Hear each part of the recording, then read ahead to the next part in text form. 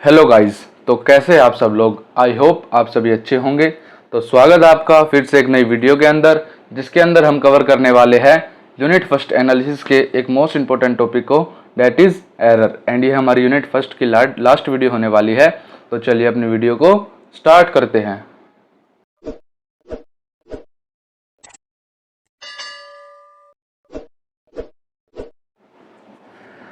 Errors. सो errors हमारे क्या होते हैं। जब हम अपनी फार्मास्यूटिकल केमिस्ट्री के अंदर एक्सपेरिमेंट्स परफॉर्म करते हैं, तो उसके अंदर हमारे कुछ मिस्टेक्स हो जाती है एक्सपेरिमेंट परफॉर्म करते वक्त। तो जो मिस्टेक्स होते हैं उन्हीं को हम क्या बोलते हैं, एरर। तो चलिए एक बार अपनी डेफिनेशन को देख लेते हैं एरर्स की। Errors are simply defined as mistake, जैसे कि यहाँ लिखा हुआ है, errors are simply mistake. In other words, the difference between true value और standard value and observed value is called error. हमारा स्टैंडर्ड वैल्यू और ऑब्जर्व्ड वैल्यू के बीच का जो डिफरेंस है, उसी को हम क्या बोलते हैं, एरर बोलते हैं। अभी स्टैंडर्ड वैल्यू और ऑब्जर्व्ड वैल्यू क्या है। ऑब्जर्व्ड वैल्यू तो वो है जो हमने कैलकुलेट किया एक्सपेरिमेंट परफॉर्म करके, और स्टैंडर्ड वैल्यू है जो हमारी फिक्स्ड वैल्यू है, जिसके हम अपोजिट में कंपैरिजन करते हैं। इसको हम बोल सकते हैं जो हमारी ट्रू या स्टैंडर्ड वैल्यू है उसको हम प्राइमरी स्टैंडर्ड मान सकते हैं, और हम सेकेंडरी स्टैंडर्ड मान सकते हैं अपनी ऑब्जर्व्ड वैल्यू को। सो हम अपनी ऑब्जर्व्ड वैल्यू को कंपेयर करते हैं अपनी स्टैंडर्ड वैल्यू के साथ, या हम बोल सकते हैं ट्रू वैल्यू के साथ। अपना एरर का फॉर्मूला है standard value minus observed value. अब हमारा एरर के अंदर ही एक टॉपिक आता है most important, sources of error. तो चलिए अपने देखते हैं सोर्सेज ऑफ एरर को। तो हमारे सोर्सेज क्या क्या हो सकते हैं। जो हमारा टाइट्रेशन या फिर हमारे एक्सपेरिमेंट के अंदर जो एरर आया है, उसका हमारा सोर्स क्या है। तो सबसे पहला हमारा सोर्स है एरर बाय एनालिस्ट। जो हमारा एनालिस्ट होता है, मीन्स जो एनालिस्ट उसको एक्सपेरिमेंट को परफॉर्म कर रहा है, उसके द्वारा एरर किया जाए। एरर में occur by the analyst if he or she is not well qualified experienced. Error हमारा एनालिस्ट के द्वारा किया जा सकता है यदि वो अच्छे से क्वालिफाइड नहीं है, या फिर उसको एक्सपेरिमेंट करने का एक्सपीरियंस नहीं है।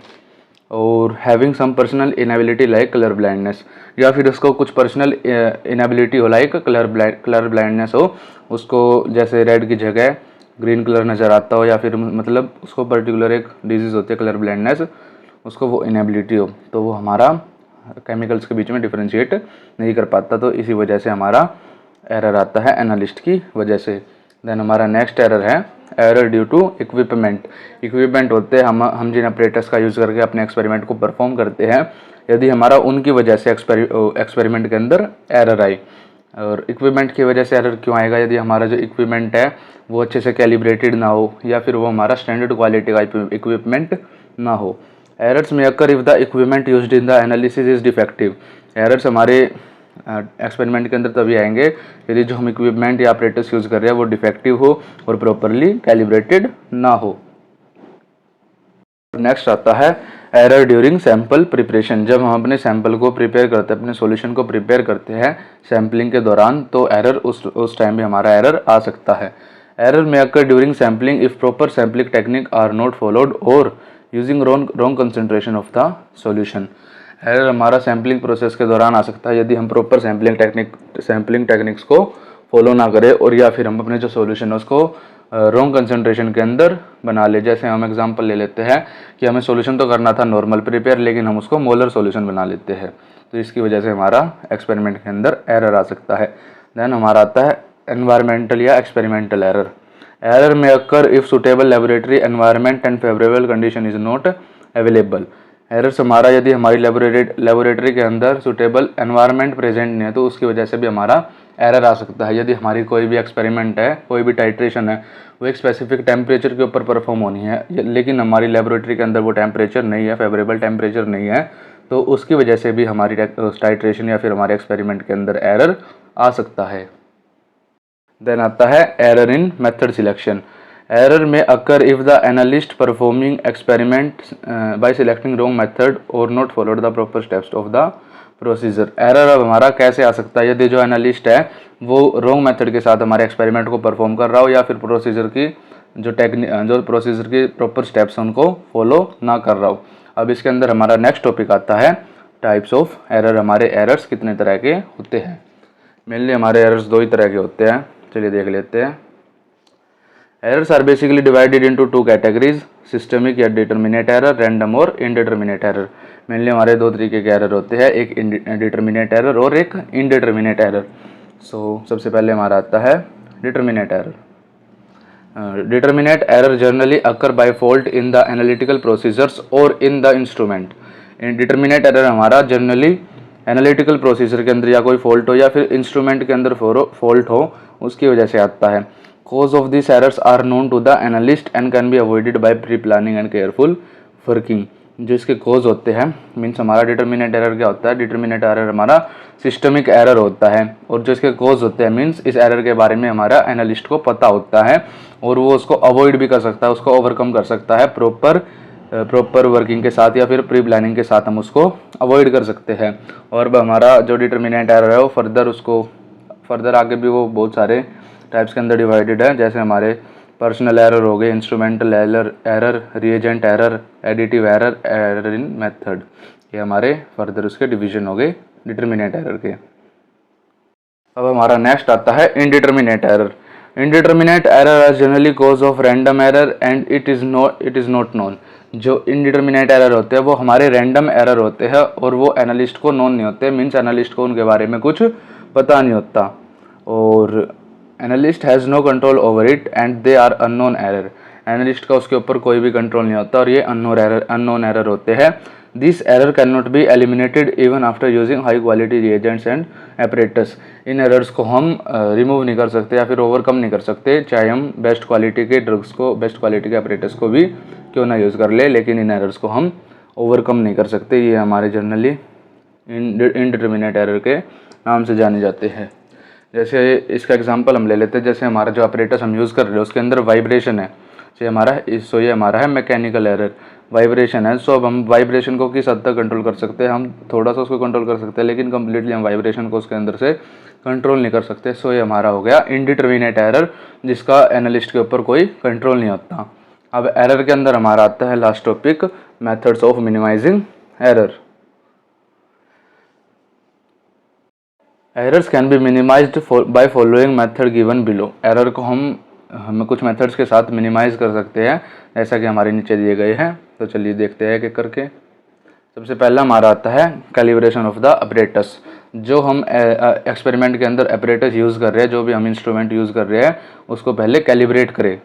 बाय कैलिब्रेट ऑल इंस्ट्रूमेंट्स, जैसे हमारा वेट हो गया, flask, burette, pipettes and applying appropriate correction, error can be minimised. अब हमारी कैलिब्रेशन क्या होती है, जो हमारे अपरेटस यूज़ होते हैं हम उसको कैलिब्रेट कर ले, लेकिन कैलिब्रेट से पहले हम देख लेते हैं हमारी कैलिब्रेशन होती क्या है। सो कैलिब्रेशन बेसिकली हमारी प्रोसेस होती है। इसको हम एक अच्छे एग्जांपल के साथ समझते हैं। जैसे हम एग्जांपल ले लेते हैं, हमारे घर के अंदर कोई 250 ml का ग्लास है। अब हमको कैसे पता कि उसके अंदर एग्जैक्टली 250 ml ही वाटर आता है। सो उस 250 ml को हम कैलिब्रेशन के थ्रू मेज़र करते हैं। अब हम उसको कैसे मेज़र करते हैं, जैसे हम एग्जांपल अपना उसका अपरेटस का ले लेते हैं। जैसे हमने ले लिया अपना पिपेट। अब पिपेट होती है हमारी जनरली 10 ml, 15 ml, 20 ml। अब हमने ले ली 20 ml की, मान लो पिपेट ले ली। सो उसके अंदर हम पहले तो वाटर फिल करेंगे। सबसे पहले तो हम एम्प्टी पिपेट का वेट ले लेंगे, देन फिर हम लेंगे उसके अंदर वाटर फिल करके उसका वेट। अब वाटर फिल करके वेट कैसे लेंगे, पिपेट के अंदर वाटर फिल करेंगे, फिर उसको रिएजेंट बोतल के अंदर डालेंगे और रिएजेंट बोतल का वेट लेंगे। अब जो हमारी एम्प्टी बोतल है और वाटर फिल्ड बोतल है उसको माइनस कर देंगे। एम्प्टी बोतल का जो वेट है, एम्प्टी बोतल का वेट हम वाटर फिल्ड बोतल के अंदर से माइनस कर देंगे एंड उसके अंदर करेक्शन फैक्टर को अप्लाई कर देंगे। तो हमारे जो कैलिब्रेशन की प्रोसेस है वो कंप्लीट हो जाएगी। और कैलिब्रेशन का हमारा एक पर्टिकुलर एक्सपेरिमेंट भी है एनालिसिस के अंदर, सो आप इसको उसके अंदर भी अच्छे से स्टडी करोगे। देन हमारा नेक्स्ट आता है method, independent method of analysis. In this we perform the analysis for a particular substance by 2 or more different methods and compare the results। इसके अंदर हम एक एक्सपेरिमेंट्स को दो या दो से ज़्यादा मेथड्स के साथ परफॉर्म करते हैं एंड जो उनके रिजल्ट्स होते हैं उनको आपस में कंपेयर करते हैं कि किसका रिजल्ट हमारा अप्रोप्रिएट है, किसका रिजल्ट हमारा ज़्यादा एक्यूरेट है, ज़्यादा सेटिस्फैक्ट्री है। देन हमारा नेक्स्ट मेथड आता है रनिंग अ ब्लैंक टाइट्रेशन। अब हमारी ब्लैंक टाइट्रेशन क्या होती है, ब्लैंक टाइट्रेशन होती है जिसके अंदर हम अपने टाइट्रेशन के कंप्लीट प्रोसीजर को फॉलो करते हैं, लेकिन उसके अंदर हम अपने ड्रग को ऐड नहीं करते, जैसा कि इसमें लिखा हुआ है, by carrying out a separate determination without sample drug help in the minimising error. बिना सैंपल के, बिना ड्रग के हम पूरी टाइट्रेशन के प्रोसीजर को फॉलो करते हैं। ये हमारे एरर को मिनिमाइज करने में हेल्प करता है। देन हमारा आता है रनिंग अ कंट्रोल डिटर्मिनेशन। इसके अंदर क्या है, in this we use standard substance and perform the analysis in the identical condition and compare its with the normal actual analysis. जो हम नॉर्मल एनालिसिस करते हैं उसको हम कंपेयर करते हैं स्टैंडर्ड ड्रग्स का यूज़ करके। हम एक अलग से एनालिसिस करते हैं, अलग से हम अपना एक्सपेरिमेंट करते हैं, जिसके अंदर हम DMF क्वालिटी के ड्रग्स को यूज़ करते हैं और अच्छी क्वालिटी के अपने एपरेटस को यूज़ करते हैं और उसके रिजल्ट को हम एक्चुअल एनालिसिस के साथ कंपेयर करते हैं। ये भी हमारा एरर को मिनिमाइज़ करने के अंदर हेल्प करता है। देन हमारा आता है last but not least, running a parallel determination. In this we basically perform the analysis for the particular analysis more than 2 or 3 times so that we can get more accurate result। इसके अंदर हम basically एक analysis को एक या एक से ज़्यादा टाइम परफॉर्म करते हैं और उनके रिजल्ट को कंपेयर करते हैं, या फिर हम उसको पैरेलली भी परफॉर्म कर सकते हैं। मीन्स हम एक ही एक्सपेरिमेंट को साइमल्टेनियसली 2 जगह वो परफॉर्म कर रहे हैं। ये हमारा आता है पैरेलल डिटर्मिनेशन के अंदर। अब हमारा एरर के अंदर एक छोटा सा 2 छोटे से टॉपिक आते हैं, accuracy, precision and significant figure. So उसको भी हम इसी वीडियो के अंदर कवर कर लेते हैं। एक हमारा टॉपिक आता है accuracy. Accuracy is defined as closeness of measurement to the true value or the higher the accuracy the lower the error. अब हमारी एक्यूरेसी क्या होती है, जो हमारी ऑब्जर्व्ड वैल्यू है, जो हमारी प्रोसीजर करने के बाद, हमारा एक्सपेरिमेंट करने के बाद जो हमारी वैल्यू आई है वो हमारी कितनी क्लोज है ट्रू वैल्यू के, या फिर हम बोल सकते हैं स्टैंडर्ड वैल्यू के कितनी क्लोज है, उसी को हम क्या बोलते हैं, एक्यूरेसी। और ये हमारी इन्वर्सली प्रोपोर्शनल होती है एरर के। मीन्स हमारी जितनी ज़्यादा एक्यूरेसी होगी उतना ही कम हमारा क्या होगा, एरर होगा। जैसा कि यहाँ पे लिखा गया है, accuracy is inversely proportional to error. जितनी ज़्यादा एक्यूरेसी उतना कम एरर, और जितना ज़्यादा एरर उतनी कम एक्यूरेसी। देन हमारा आता है precision. Precision is defined as closeness of multiple observations to one another or the repeatability of the measurement. Precision क्या होता है, एक्यूरेसी तो होती है हमारी ऑब्जर्व्ड वैल्यू की ट्रू वैल्यू के साथ क्लोजनेस, लेकिन प्रिसीजन होती है हमारी मल्टीपल मेजरमेंट्स के एक दूसरे के साथ क्लोजनेस। प्रिसीजन के अंदर हम मल्टीपल मेजरमेंट्स करते हैं और उनकी आपस में क्लोजनेस को मेजर करते हैं मल्टीपल रिजल्ट्स की। हमारा वीडियो का लास्ट टॉपिक आता है significant figure. Significant figure are the number of digits in a value that defines the degree of accuracy of the value. Significant figure हमारी डिग्री ऑफ एक्यूरेसी, जो हमने accuracy calculate किया उसकी degree को major करने के अंदर हेल्प करती है। इसके हमारे कुछ रूल्स होते हैं, रूल्स को देख लेते हैं अपने एक बार। जैसे रूल नंबर 1 है हमारा, all non zero digits are significant. जितने भी हमारी नॉन जीरो डिजिट्स होती है हमारे आंसर के अंदर वे सभी सिग्निफिकेंट होती है। एग्जांपल जैसे हमारा 2.133 इसके अंदर सभी नॉन जीरो डिजिट्स है, तो इसके अंदर हमारी 4 सिग्निफिकेंट फिगर होगी। नेक्स्ट रूल हमारा कहता है, all zeros between 2 non zeros are significant. जितनी भी हमारी 2 नॉन जीरोज के बीच में जीरोज होगी वह सिग्निफिकेंट के अंदर ही काउंट होगी। जैसे हमारा हो गया 5.02, इसके अंदर हमारी 3 सिग्निफिकेंट फिगर होगी, एंड 2003 के अंदर हमारी 4 सिग्निफिकेंट फिगर होगी। देन हमारा नेक्स्ट रूल क्या कहता है, ending zeros are significant if they occur only after decimals. Ending zero हमारी यदि हमारी डेसिमल के बाद आती है एंडिंग जीरोस तो वो हमारी सिग्निफिकेंट के अंदर काउंट होगी। जैसे हमारा 9.00 है, इसके अंदर हमारी 3 सिग्निफिकेंट फिगर है, लेकिन हमारी 2530 के अंदर 3 सिग्निफिकेंट फिगर है, इसके अंदर हमारी 3 के बाद जो जीरो आती है वो हमारी काउंट नहीं होगी। देन हमारा नेक्स्ट रूल आता है rule number 4, initial zeros are insignificant. जो हमारी इनिशियल जीरोज होती है वो इनसिग्निफिकेंट होती है। जैसा एग्जांपल है हमारा 0.03, इसके अंदर हमारी एक ही सिग्निफिकेंट फिगर है, क्योंकि जो हमारी जीरोज है वो 3 से पहले है, इनिशियली है। जो हमारी जो इनिशियली जीरो आती है वो इनसिग्निफिकेंट होती है। देन हमारा लास्ट रूल आता है, constant number have infinite significant figure.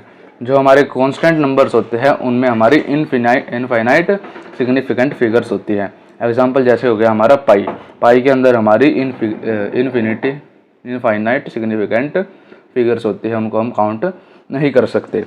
सो इसी के साथ हमारी एनालिसिस की यूनिट फर्स्ट कंप्लीट हो जाती है। सो यदि आपको हमारी वीडियो पसंद आई तो वीडियो को लाइक करें, चैनल को सब्सक्राइब करें। मिलते हैं आपको नेक्स्ट यूनिट के अंदर। Thank you.